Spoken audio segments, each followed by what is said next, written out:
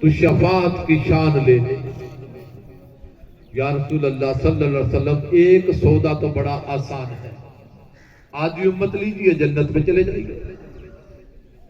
اگر میرے آقا علیہ السلام یہ سودا کر لیں تو آدھی جائے گی دوزخ کی طرف۔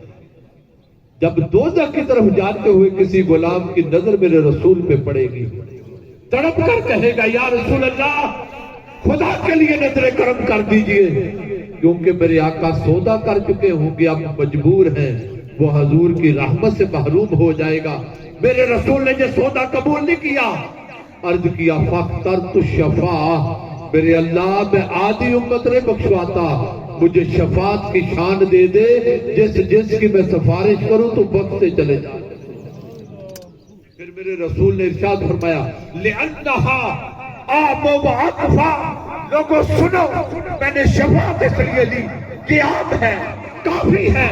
اور پھر میرے آقا نے فرمایا أَتَرَوْنَهَا لِلْمُتَّقِينَ، تم کیا گمان کرتے ہو میں نے متقین کے لیے شفاعت لی، نیکوکاروں کے لیے شفاعت کی؟ سنو سنو لوگوں سنو، لا وَلَكِنَّهَا لِلْمُذْنِبِينَ الْخَطَّائِينَ الْمُتَلَبِّسِينَ، نیکوکار میرا رب بخشتا جائے گا، راہ کے گناہگار قبری میں چھپا کر مصطفیٰ لے جائے گا۔ وَلَكِنَّهَا لِلْخَطَّائِينَ وَالْمُذْنِبِينَ وَالْمُتَلَبِّسِينَ، گناہگاروں گھبرانا نہیں، اعمال اچھے کرنا۔ اگر کسی سبب جہنم کی طرف جاؤ گے تو تمہارا رسول آپ کے لیے شفاعت کر دے گا۔ ہم دیہاتی لوگ ہیں، میں جٹکی زبان میں شفاعت آسان طریقے سے سمجھا دیتا ہوں۔ ہمارے گھر کے ساتھ کسی کی دیوار ہو یا زمین کے ساتھ کسی کی زمین ہو، بننا لگتا ہو، اگر وہ بیچنا چاہے تو اخلاقی طور پر آج بھی لوگ پہلے پڑوسی سے پوچھتے ہیں کہ بھائی میرے دوست میں نے گھر بیچنا ہے، یہ زمین بیچنی ہے، آپ نے لینی ہے تو پہلا حق آپ کا ہے، اگر نہیں تو پھر میں کسی اور کو سیل کروں۔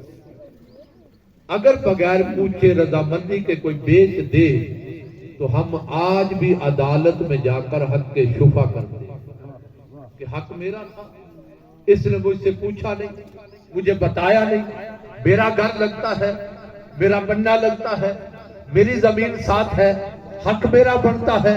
ہم عدالت میں کیس شفا دائر کرتے ہیں۔ اگر یہ بات سمجھ آ گئی اور ہر بندہ سمجھتا ہے اس بات کو، کیونکہ یہ ہمارے ہاں عام کلچر ہے اور ایسے کیس چلتے رہتے ہیں، نیک کلمہ پڑھنے کے بعد جو انسان نیکیاں کرتا ہے تو نیکیوں کا بننا میرے رسول سے لگتا ہے، ایمان کی وجہ سے نسبت میرے رسول سے لگتی ہے۔ جو کوئی انسان ہونے کی وجہ سے غلطی اور خطا کر بیٹھا، گناہ کر بیٹھا، گناہ کی وجہ سے جب دوزخ کی طرف جائے گا تو نیکیوں کا جو بننا میرے رسول سے لگتا ہوگا، میرا رسول وہاں پہ شفا کر دے۔ جب رسول شفا کرے گا تو رب پھر راضی تو کرے گا۔ عزیزان محترم، بخاری شریف، مسلم شریف اور ترمذی شریف، ہمارے ہاں قرآن مجید کے بعد جو بڑی معتبر کتاب ہے، مستند کتاب ہے، ہر طبقہ فکر اسے مانتا ہے، دلیل بناتا ہے، وہ بخاری شریف۔ اگر کوئی شفاعت کا انکار کرتا ہے اور اس کو صرف بخاری سمجھ آتی ہے تو میں حوالہ بخاری سے پیش کرتا ہوں۔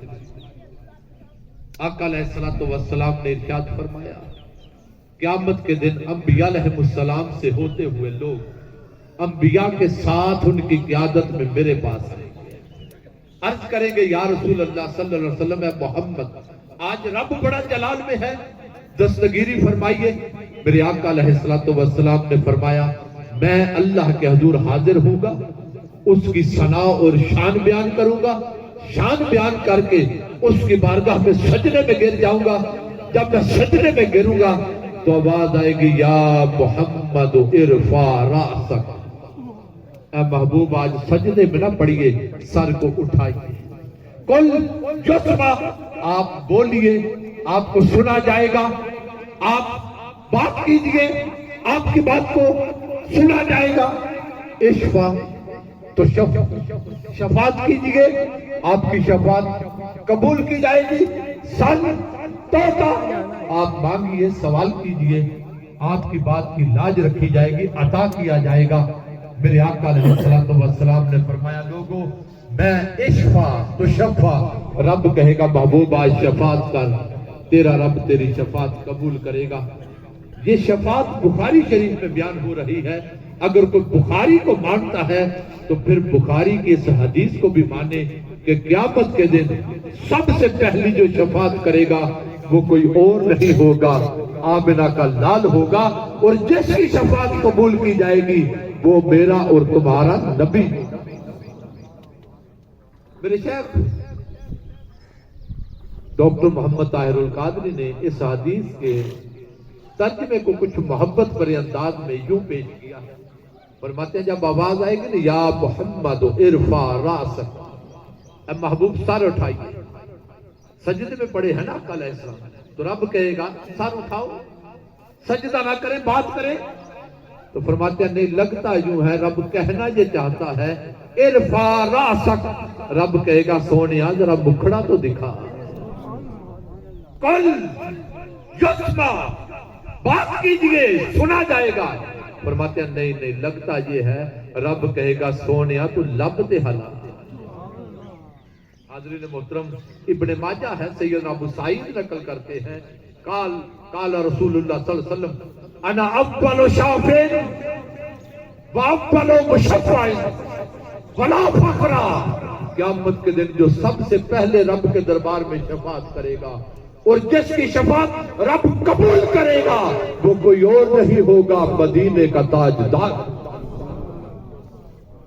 مسلم شریف سیدنا انس بن مالک رضی اللہ تعالیٰ روایت کرتے ہیں اپنے والد گرامی آقا علیہ السلام کی شان شفاعت کو دیکھا، سنا دربارے کو ہر بات، تو تڑپ کر عرض کرنے لگے یا رسول اللہ کرم فرمائیے قیامت کے دن جب چادر رحمت کا، چادر شفاعت کا سایہ کرے امت پر تو آقا میری بھی شفاعت کر دے. میرے آقا علیہ السلام نے فرمایا ہاں میرے غلام، میں اسی لیے ہوں، یہ کام میں نے ہی کرنا ہے. تو غلام نے عرض کیا یا رسول اللہ ایک دستگیری تو فرمائیے. فرمایا بولیے. عرض کیا حضور آدم سے قیامت تک انسانیت کا انبوہ کثیر، آقا اتنی خلقت، اتنی مخلوق، اتنے رش میں ڈھونڈوں کہاں، آپ کو کہاں تلاش کروں. میرے آقا نے فرمایا جہاں میری امت پہ مشکل وقت آئے، مشکل مرحلہ آئے، وہیں چلے آنا، لجپال نبی جلوہ افروز ہوگا. سننا ایمان والو، میرے آقا نے فرمایا جب میری امت قیامت کے دن حشر کے میدان میں آئے گی، سورج سوا نیزے پر بلا کی گرمی ہوگی، جا بلب ہوں گے، پیاسے ہوں گے، ہلکان ہوگی مخلوق، پیاس کی ماری پانی کی بوند کو ترسے گی، حوض کوثر پہ ان کا نبی پانی کے جام پلائے گا. اس کوثر کے حوض پہ چلے آنا، تجھے تیرا نبی وہاں مل جائے گا. عرض کی آقا مخلوق بڑی ہوگی، نہ تلاش کر سکوں، پھر کہاں؟ فرمایا جب میزان عمل پہ دنیا آئے گی اور عمل کا میزان لگے گا، اعمال تولے جانے لگیں گے، لوگ ڈگمگائیں گے، پریشان ہوں گے، دنیا میں کیے ہوئے گناہ یاد آئیں گے. اس ڈگمگاتے قدم کو سہارا دینے کے لیے اور ان کے میزان پر اعمال تلنے کے وقت دستگیری کرنے کے لیے لجپال رسول جلوہ افروز ہوگا. عرض کی آقا اگر اس مقام پر بھی پہنچ نہ سکوں، پہچان نہ سکوں، رش بڑا ہوگا. پھر فرمایا جب پل سراج سے گزریں گے نا میرے غلام، بڑا مشکل مرحلہ ہوگا، لوگ پریشان ہوں گے، گھبرائیں گے، ڈگمگانے لگیں گے. مجھے اس مقام پر پل سراج پہ آ کر دیکھ لینا، لجپال نبی جلوہ افروز ہوگا.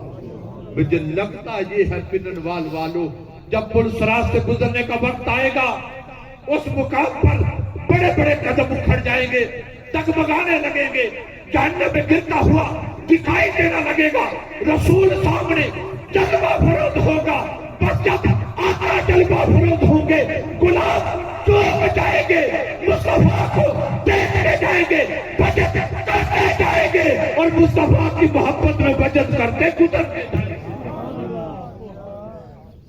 حضور کھڑے ہیں، حضور کے دیدار کے جام پیتے جائیں گے اور بستی میں گزرتے جائیں گے۔ جہاں امت پہ مشکل مرحلہ آئے گا، آمنہ کا لال وہی امت کا سہارا۔ عزیزان محترم، صاحب دلائل الخیرات امام جزولی رحمہ اللہ تعالی علیہ، جن کی دلائل الخیرات کا ورد اور وظیفہ ہر آستانی اور خانقاہ، ہر نیک اور صاحب ولایت آج بھی کیا جاتا ہے، اور ان کے پیروکار اس کے ورد اور وظیفے کو آج بھی حرز جا بناتے ہیں۔ ہر درگاہ پہ اسے پڑھا جاتا ہے، آگے پڑھنے کی تلقین کی جاتی ہے، اور یہ آقا علیہ الصلوۃ والسلام کی بارگاہ میں اپنے عقیدتوں، محبتوں، درود کا نذرانہ ہے۔ صاحب دلائل الخیرات بول اٹھے، اللہم صلی علی الشفیع المشفع یوم القیامہ، مولا قیامت کے دن جس محبوب نے شفاعت کرنی ہے اور تو نے جس کی شفاعت قبول کرنی ہے، اپنے اس مصطفیٰ علیہ السلام پر درود بھی۔ پھر امام بصیری بول اٹھے، هو الحبیب الذی ترجی شفاعتہ لکل حول من الاحوال مقتحم۔ اب قرآن مجید کے چند وہ مقام ہیں جنہیں پڑھ کے کئی لوگ پھسل گئے، ڈگمگا گئے، شفاعت کا انکار کر بیٹھے، اور ان مقامات کے ذریعے آج امت کے عقیدوں پر حملہ کیا جائے، شفاعت کا انکار کیا جائے۔ میں چاہتا ہوں وہ مقام بھی پڑھیں اور قرآن سے رہنمائی دیں کہ اس بارے میں قرآن کی صحیح فکر مفہوم کیا ہے اور کس طرح اپنا عقیدہ بچایا جا سکتا ہے، اور دوسرے جو پھسل گئے ان کو واپس لانے کا حقیقی رستہ کیا ہے۔ یہ البقرہ ہے۔ باری تعالیٰ نے ارشاد فرمایا وَاتَّقُوا، ڈرو، یوما، اس دن سے، لا تجزی نفس عن نفس شیئا، جس دن کوئی جان کسی دوسری جان کو کچھ بدلہ نہیں دے سکے گی، کوئی فائدہ نہیں دے سکے گی۔ یہ کوئی مقام ہے جسے پڑھ کے آ جاتا بندہ کوئی اور کہتا دیکھو جی قیامت کے دن کسی نے کسی کا کوئی فائدہ نہیں دے سکتا، کوئی کچھ نہیں کر سکتا، قرآن کہہ رہا ہے۔ ہمارا کیونکہ قرآن سے واسطہ نہیں، نہ پڑھا نہ سمجھا۔ کسی دن بڑا ہم جوش میں آئے نا، اللہ کا ڈر آ گیا یا محبت آ گئی یا احساس ہو گیا، تو قرآن کھول کر اتنا کر لیتے ہیں، ثواب کے لیے پڑھ لیتے ہیں۔ قرآن کہتا کیا ہے؟ الا ماشاء اللہ، کسی کو اس کی خبر ہی نہیں۔ اور اب تو وہ زمانہ آ گیا ثواب کے لیے بھی کوئی نہیں پڑھتا۔ آج کے اس درس قرآن کی نشست میں دست بست عرض کرتا ہوں، خدا کے لیے لوگوں قرآن پڑھا کرو، قرآن پڑھا کرو۔ قرآن دے گا کیا، یہ بات ابھی تھوڑی دیر بعد بتاؤں۔ تو فرمایا کوئی جان کسی کا کچھ نہیں کر سکے گی، کوئی بدل نہیں دے سکے گی۔ اس آیت کے آڑ میں ایک حملہ کیا جاتا ہے کہ آقا علیہ السلام نے سیدہ کائنات سے فرمایا بیٹی فاطمہ اپنی تیاری کر لینا، قیامت کے دن میں کچھ نہیں کر سکتا۔ ایسی بولیاں آپ کو مل جائیں، جو ایسی بولی بولے اسے علم قرآن کی ہوا بھی نہیں کرتی۔ وَلَا يُقْبَلُ مِنْهَا شَفَاعَةٌ، اس دن کوئی شفاعت قبول نہیں ہوگی، اور کہہ دیا جاتا ہے بھئی شفاعت ہی کوئی نہیں کر سکے گا۔ قرآن کہہ رہا ہے شفاعت قبول نہیں ہوگی، جب قبول ہی نہیں ہونی تو کرنی کس نے ہے؟ وَلَا يُؤْخَذُ مِنْهَا عَدْلٌ وَلَا هُمْ يُنصَرُونَ، جان چھڑانے کے لیے کوئی معاوضہ قبول نہیں کیا جائے گا، نہ کوئی مدد کی جا سکے گا۔ تو وَلَا يُقْبَلُ مِنْهَا شَفَاعَةٌ، کوئی شفاعت قبول نہیں ہونی۔ یوم لا تجزی نفس عن نفس شیئا، کوئی جان کسی دوسرے کو کچھ نہیں دے سکتی، کوئی کام نہیں آئے گا۔ اس کا مطلب ہے شفاعت بھی نہیں ہونی، کسی کا فائدہ بھی نہیں کر سکتے۔ جب فائدہ نہیں کر سکتے تو پھر ولیوں کے پاس، صوفیاء کے پاس، پیروں کے پاس کیا لینے جاتے؟ حتیٰ کہ معاذ اللہ یہ بھی کہہ دیا جاتا ہے یہ ولی پیر تو نہیں، چھوٹی بات ہے، نبی بھی معاذ اللہ کچھ نہیں کر سکتے، قرآن نے کہہ دیا۔ ارے لوگوں، ایسا نہیں ہو سکتا قرآن میں کہ ایک مقام پر قرآن کسی کام کے کرنے کا حکم دے اور دوسری مقام پر قرآن اس کے خلاف آتا۔ قرآن میں ٹکراؤ نہیں ہو سکتا، ہاں سمجھنے والا پھسل سکتا ہے۔ ادھر قرآن کہے عصا اے یبعث ربک کا مقام محمودا، ادھر قرآن کہے فلا سوف یعطیک ربک فترضی، ادھر قرآن کہے من ذا الذی یشفع عنده الا بإذنہ، ادھر قرآن کہے واستغفر لهم، ادھر قرآن کہے اے محبوب ان کو پیغام دے دے کہ جو اپنی جان پر ظلم کر بیٹھے وہ نبی کی چوکھٹ پہ اور نبی کی چوکھٹ پر آ کر معافی مانگے، واستغفر لهم الرسول، اور میرا رسول ان کی شفاعت کر دے۔ ادھر شفاعت کے جواز میں، حق میں دلائل قرآن دے، اور ایسا نہیں ہو سکتا یہاں قرآن شفاعت کا انکار کر دے۔ جو سمجھنا ہوگا قرآن اس مقام پر کس کو کہہ رہا ہے۔ آئیے، اگر اس کی تفسیر میں کروں تو کوئی اختلاف کر سکتا ہے، میں کہتا ہوں تفسیر وہاں سے لے جنہوں نے زندگی حضور کے قدموں میں بیٹھ کر دین سیکھا اور انہوں نے دین مصطفیٰ کا امت کو پہنچایا، اور آج تک لوگ ان سے دین لے رہے ہیں، صحابہ سے۔ رضوان اللہ علیہ، یہ عبداللہ بن عباس ہے، رئیس المفسرین، فرماتے ہیں لا تجزی نفس کافرہ عن نفس کافرہ من عذاب اللہ شیئا، فرماتے ہیں یہ جو قرآن نے کہا نا کوئی جان کسی کا فائدہ نہیں کر سکے گی، بدل نہیں دے سکے گی، یہاں مراد ہر نفس اور جان نہیں بلکہ نفس کافرہ وہ جان ہے جو کافر ہو۔ کافر کا فائدہ نہیں کر سکے گا، رہ گیا مومن ایمان والا، ایمان والا دنیا میں بھی اور آخرت میں بھی ایک دوسرے کا فائدہ کرتا ہے۔ امام ابن کثیر، آج بھی اس کا لوگ حوالہ دیتے ہیں، جن کو صرف ابن کثیر سمجھ آتا ہے، اوائل زمانے کے مفسر ہیں، میں ان کو ابن کثیر پیش کرتا ہوں، فرماتے ہیں وَلَا يُقْبَلُ مِنْهَا شَفَاعَةٌ یعنی من الکافرین۔ قرآن نے جو کہا نا شفاعت قبول نہیں ہوگی، یہاں ایمان والوں کا ذکر نہیں بلکہ کافروں کا ذکر۔ صاحب تفسیر خازن نے لکھا، امام خازن فرماتے ہیں المعنی لا تقبل شفاعۃ اذا کانت النفس الکافرہ، فرماتے ہیں اس کا مطلب یہ ہے کہ شفاعت اس کی قبول نہیں ہوگی جو کافر ہوگا۔ پھر امام قرطبی نے لکھا لا کل نفس النفس الکافرہ، فرماتے ہیں جب رب نے کہا ولا یقبل منها شفاعۃ، شفاعت قبول نہیں ہوگی، اس سے مراد لا کل نفس، ہر جان مراد نہیں بلکہ النفس الکافرہ، اس سے مراد صرف کافر لوگ ہیں، کافروں کی شفاعت قبول نہیں ہوگی۔ ارے وہ آیات جو کافروں کے بارے میں آئی تھی، مشرکوں کے بارے میں آئی تھی، اللہ رسول کے منکروں کے بارے میں آئی تھی، آپ لوگوں نے ان کو پڑھ کے ایمان والوں پہ چسپاں کر دیا۔ قرآن کافروں کی بات کرتا ہے، مشرکوں کی بات کرتا ہے، نافرمانوں کی بات کرتا ہے، بھولے بھٹکے لوگوں کی بات کرتا ہے کہ وہ کسی کی شفاعت نہیں کریں گے، تم اس میں ایمان والوں کو داخل کرتے۔ پھر ایک اور مقام ہے یا ایھا الذین آمنوا، اے ایمان والو، اب کلمہ پڑھنے والوں سے قرآن مخاطب، انفقوا مما رزقناکم من قبل ان یأتی یوم لا بیع،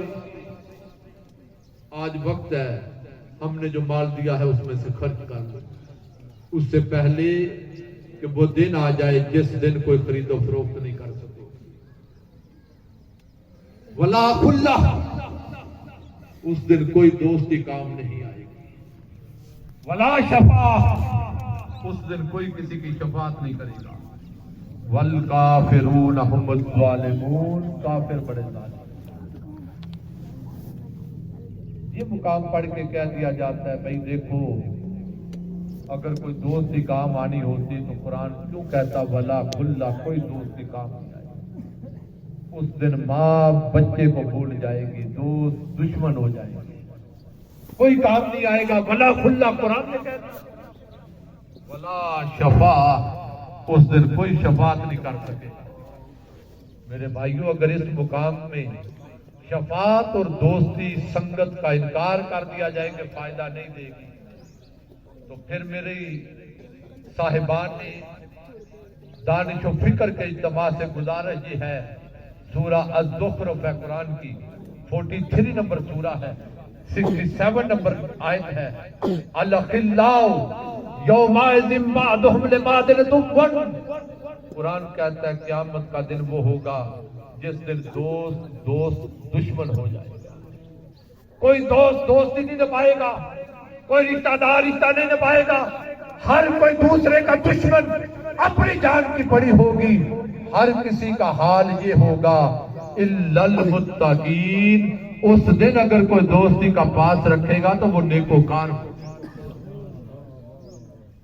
دوستیاں ٹوٹ جائیں گی، تعلق توڑ دیے جائیں گے، رشتے کٹ جائیں گے، مگر ایک رشتہ قیامت کے دن بھی کام آئے گا اور اس دن وہ دوستی نبھائے گا۔ کون؟ الا المتقین، وہ نیک۔ اگر کہہ دیا جائے لا کھلا، کوئی دوستی کام نہیں آئے گی، تو بتاؤ الا المتقین کا ترجمہ کیا؟ اس کا مطلب ہے ماننا پڑے گا فاجروں کی دوستی کام نہیں آئے گی، گناہگاروں کی دوستی کام نہیں آئے گی، نافرمانوں کی دوستی کام نہیں آئے گی، اللہ رسول کے منکروں کی دوستی کام نہیں آئے گی، کافروں کی دوستی کام نہیں آئے گی۔ رہ کے ایمان والے، نیکوکار، اللہ والے، متقی، صلحاء، انبیاء،